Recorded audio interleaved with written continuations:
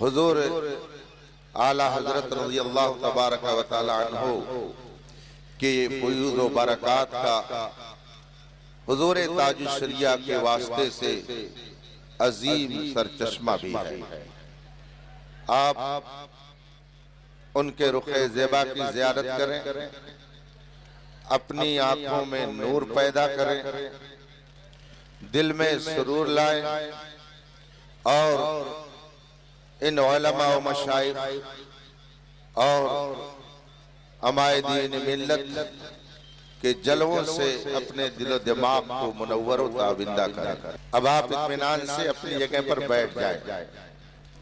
कुल का वक्त करीब है, सोने से भी ज्यादा कीमती ये वक्त है, इसलिए आप इसकी कदर करें।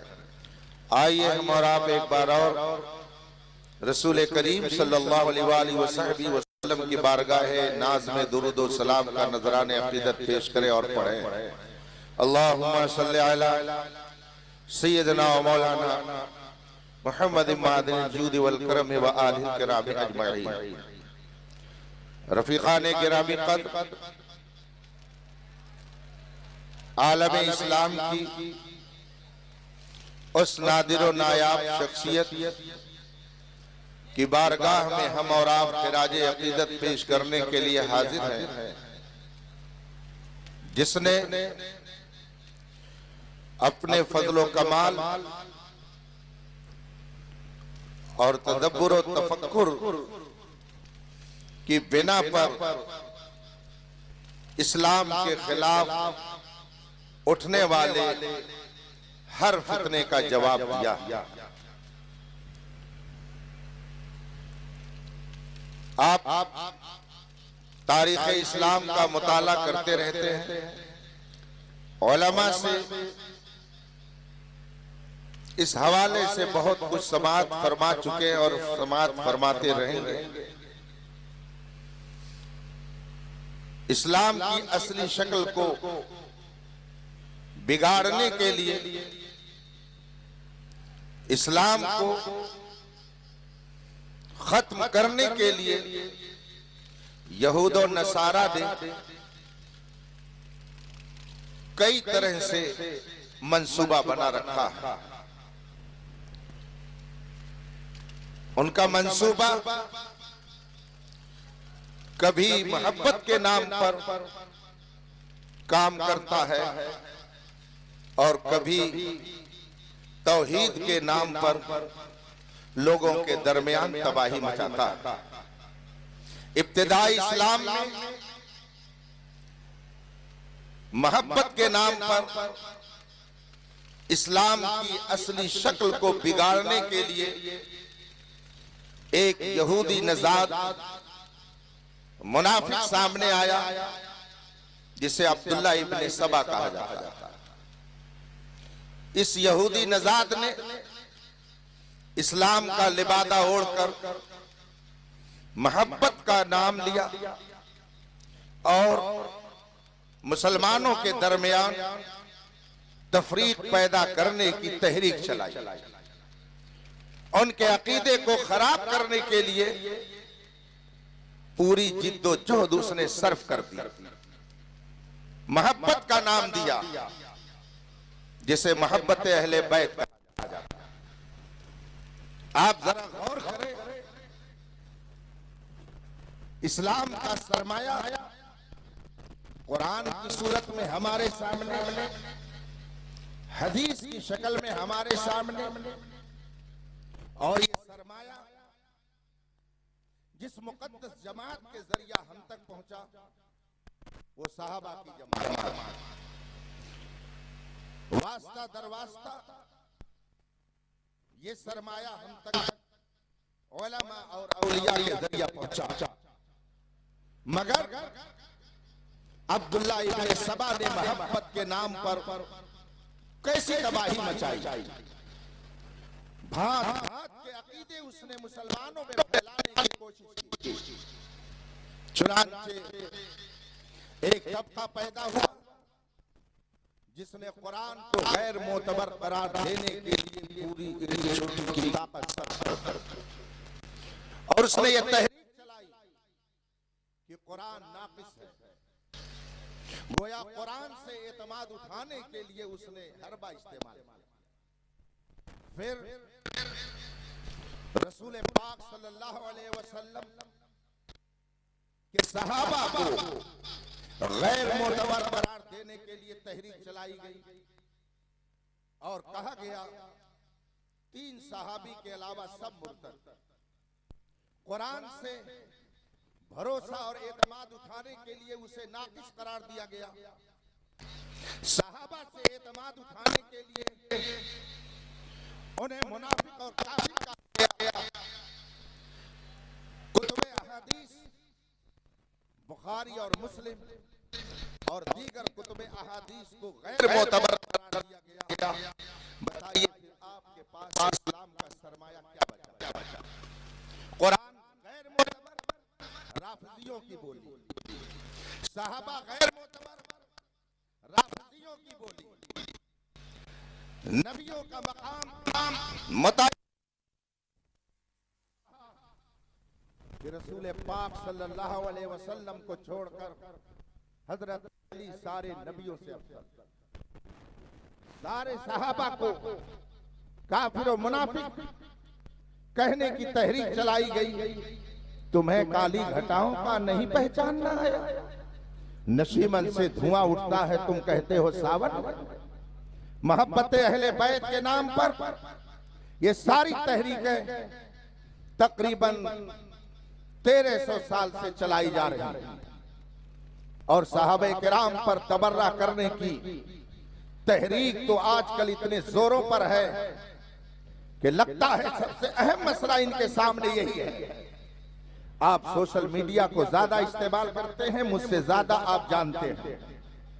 आज जिस कदर सहाबा पर तबर्रा करने वाले पैदा किए जा रहे हैं, शायद और 100 साल पहले जाइए तो आपको यह हंगामा नजर ना आए। इमाम अहमद रजा फाज़िल बरेलवी रज़ी अल्लाह ताला अन्हु ने अपने जमाने में जिन फितनों का मुकाबला किया, तारीख की रोशनी में जो मैंने पढ़ा है, सबसे पहले आपने राफिजियत ही कर दिया।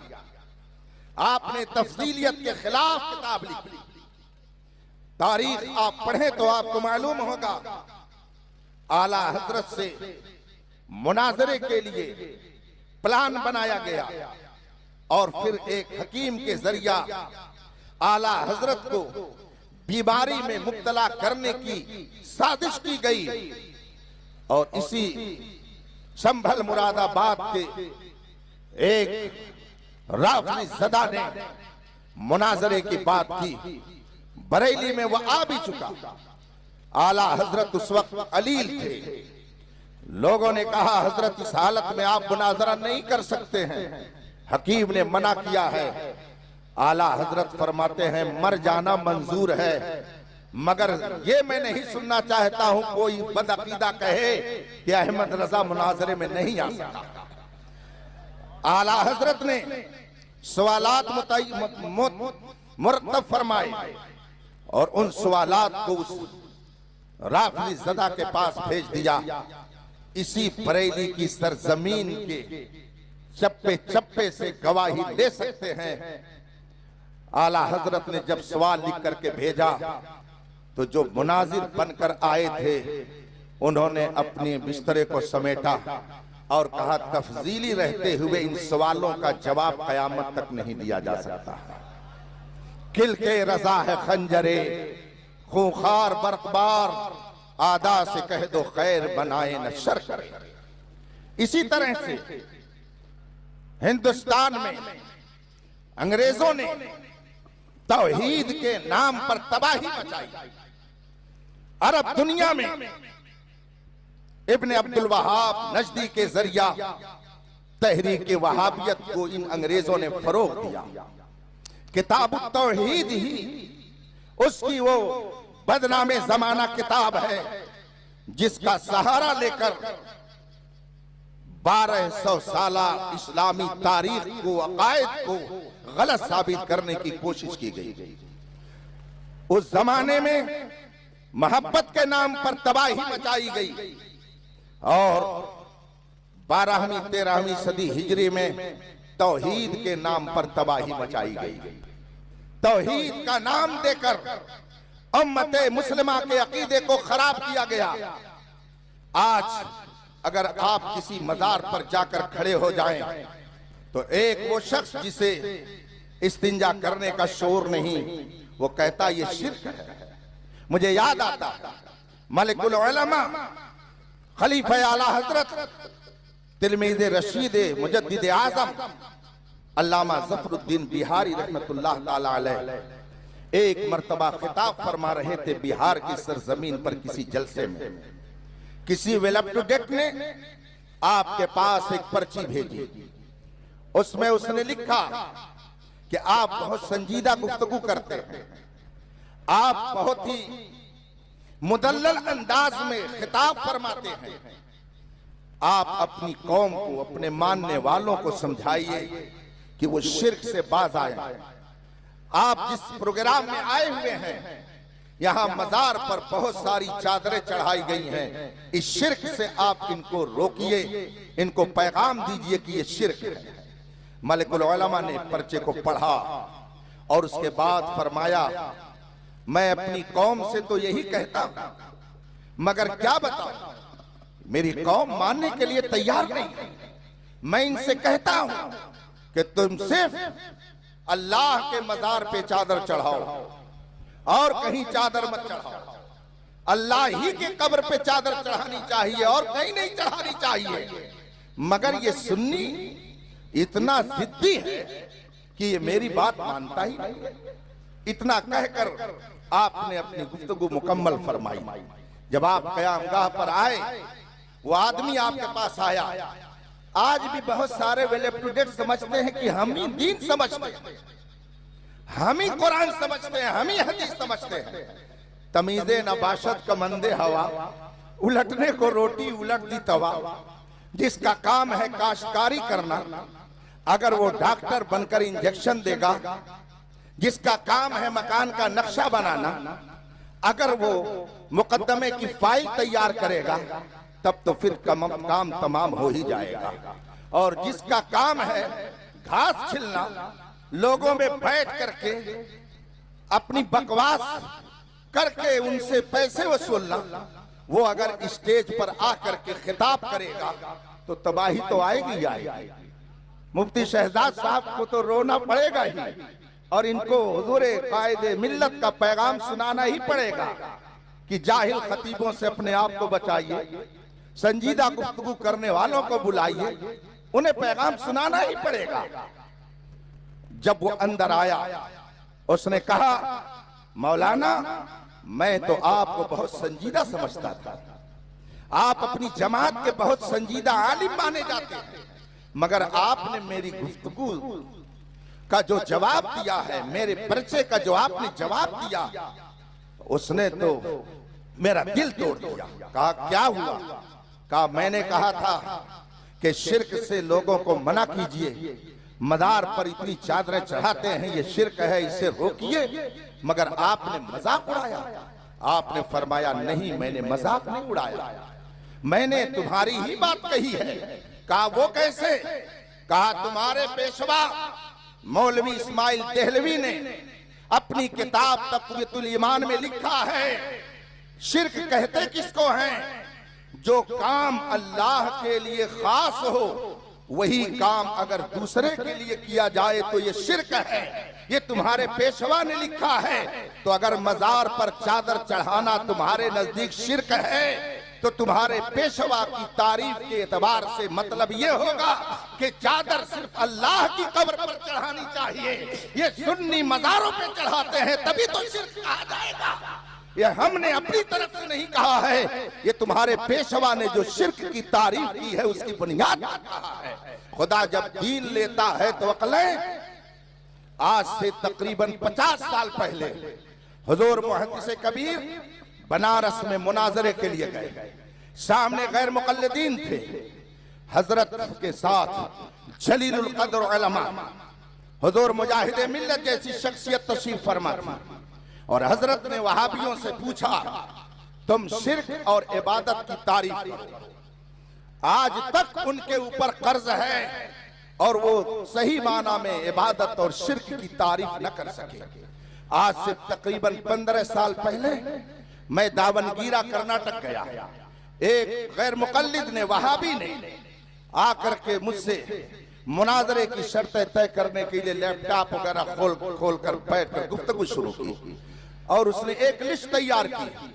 मजार पे जाना शिर्क है, खड़े होकर सलाम पढ़ना शिर्क है, दूर से पुकारना शिर्क है। मैंने कहा उससे कि जरा शिर्क की आप तारीफ कर दीजिए, तौहीद किसको कहते हैं इसे बता दीजिए और अपनी तरफ से मत कहिएगा।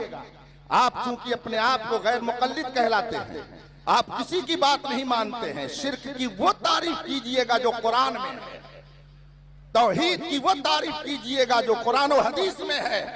तकरीबन 45 मिनट उनके मौलवी लैपटॉप में शिर्क और तौहीद की तारीफ तलाशते रहे मगर उन्हें नहीं मिल सकी। आला हजरत के जमाने में तौहीद का नाम लेकर नबी की शान में गुस्ताखी की जा रही थी। तौहीद का नाम लेकर और शिर्क का लफ्ज इस्तेमाल करके औलिया किराम से लोगों को दूर किया जा रहा था। इमाम अहमद रजा फादिल बरेलवी रज़ियल्लाहु ताला अन्हु ने हालात का जायजा लिया, फितनों का तज्जिया किया कि कौन कौन से फितने इस वक्त हमारे दरमियान हैं। आला हजरत रज़ियल्लाहु ताला अन्हु ने उसी एतबार से टीम तैयार करनी शुरू की। और आप नजर उठा करके देखिए, मैं बहुत मर्तबा ये बात मुताद्दिद बार कह चुका हूं कि आज जितने उलमा बैठे हैं, इन सारे उलमा के इल्म को तराजू के एक पल्ले पर रखा जाए और आला हजरत के एक शागिर्द के इल्म को एक पल्ले पर रखा जाए तो इमाम अहमद रजा के उस शागिर्द के इल्म का पल्ला आज के तमाम उलमा के इल्म के पल्ले पर भारी आएगा। वो शान थी आला हजरत की। आपने हर फितने का जवाब देने के लिए हर महाज पर उलमा तैयार किए। ये हुजूर सदुल शरिया जो फिक़ही मुशगाफियों में अपना जवाब नहीं रखते, ये मुबल्लिग इस्लाम दावत और तबलीग के हवाले से पूरी दुनिया में एक नुमाया मकाम रखते हैं। ये सदरुल फाजिल सियासी तदब्बुर के एतबार से अपनी नजीर नहीं रखते हैं। ये शेर में अहले सुन्नत फन मुनाजरा के एतबार से अपना कोई सानी नहीं रखते हैं। आज कुछ लोग कहते हैं आला हजरत ने असलहे चलाने वाले उलमा नहीं पैदा किए। सुनो, उठाए कुछ वरक लाला ने, कुछ नरगिस ने, कुछ गुल ने, चमन में हर तरफ बिखरी हुई है दास्तां उनकी। आज अरबो अजम में इमाम अहमद रजा रज़ियल्लाहु तबारक व तआला अन्हु के फैजान का चश्मा जारी है। आपकी तालीमात पढ़ पढ़ करके लोग आला हजरत के गिरविदा होते चले जा रहे हैं। अभी मैं बैठा हुआ था और उसी दरमियान बहुत सारी बातें मेरे जहन में आई। उन्हीं में से एक बात ये भी आई कि आला हजरत ने अतायल कदीर फी हुक्म तस्वीर में इस कदर शिद्दत के साथ तस्वीर की हुर्मत पर दलाइल को जमा करके हुक्म क्यों दिया। लेकिन जब उसमें मैंने गौर किया तो पता चला कि आला हजरत ने सच्ची तौहीद की तालीम देने के लिए, लोगों को शिर्क से बचाने के लिए, कुफ्र में मुब्तला होने के लिए आला हजरत ने इस रिसाले को लिख करके उम्मत मुस्लिमा पर एहसान अजीम फरमाया है। आला हजरत उस किताब में तहरीर फरमाते हैं, बुत परस्ती की इब्तिदा यूं ही हुई। गोया ये उलमाए हक जो आपको तस्वीर कशी से रोकते हैं, बलब से दिगर शिर्क और कुफ्र के रास्ते पर जाने से आपको मना करते हैं। ये तौहीद की वो पाकीज़ा तालीम है जो इमाम अहमद रजा ने अपने कलम के जरिया हम तक पहुंचाई। आला हजरत रज़ियल्लाहु ताला अन्हु ने अपने जमाने में हर फितने का जवाब दिया और अल्हम्दुलिल्लाह उस दौर से लेकर आज तक कितने फितने मजहब के नाम पर पैदा हो रहे हैं, उनके रेज़ाखार, उनके खूशाचीन, उनके दरबार से फैज लेने वाले ये उलमा उन फितनों का जवाब दे रहे हैं। एक मौके पर उलमा की टीम एक जगह बैठी हुई थी। मैंने उनसे अर्ज की कि आखिर क्या वजह है। अरब के बहुत सारे मुल्कों में बड़े बड़े उलमा मौजूद थे, मगर कहीं पर राफिजियत फैली, कहीं पर वहाबियत फैली, कहीं पर इबादियत फैली, कहीं पर इल्हाद फैला। मगर अल्हम्दुलिल्लाह हिंदुस्तान में आज भी अहले सुन्नत व जमात अपने अकीदे की हिफाजत में लगे हुए हैं। चंद लोगों ने अपने अपने तौर पर जवाब दिया। उसमें से एक साहब ने फरमाया, मैं भी कोई जवाब दूं? मैंने कहा हाँ, आप भी इरशाद फरमाएं। वो फरमाते हैं कि सुनिए, सच्ची बात यह है, अरब ममालिक में, बर्रे आज़म एशिया और यूरोप और दीगर मुल्कों में उलमाए हक बिलाशुबह मौजूद थे, मगर वहां कोई अहमद रजा नहीं था। वहां कोई अहमद रजा नहीं था। ये अहमद रजा रब्बे कदीर ने हिंदुस्तानियों की किस्मत में लिख दिया था। उसने हिंदुस्तान में पैदा होकर उम्मते मुस्लिमा की हिफाजत के लिए 1000 जो किताबें लिखी, ये काम और मुल्कों के उलमा न कर सके, इसलिए पूरा का पूरा मुल्क कहीं राफजी हो गया, कहीं वहाबी हो गया। मगर अल्हम्दुलिल्लाह अहले सुन्नत आज भी हिंदुस्तान में सुकून के साथ अपने अकीदे के तहफ़्फ़ुज़ में लगे हुए हैं, और ये कहते हैं और ऐलान करके कहते हैं, तेरे गुलामों का नक्शे कदम है राह खुदा, वो क्या बहक सके जो ये सुराग लेके चले।